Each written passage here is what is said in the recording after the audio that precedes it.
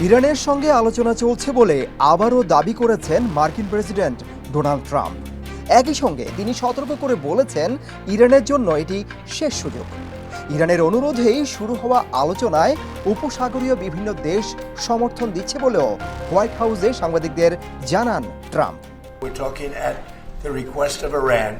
এই মুহূর্তে আমরা আলোচনা করছি, ইরানের অনুরোধেই আলোচনা চলছে। এতে সৌদি আরব, আমিরাত, কাতার সহ আরও কয়েকটি দেশ সমর্থন দিচ্ছে। এটি ইরানের জন্য ভালো চুক্তিতে পৌঁছানোর শেষ সুযোগ। সুযোগটি হাতছাড়া হলে পরিস্থিতি আরও কঠিন হবে।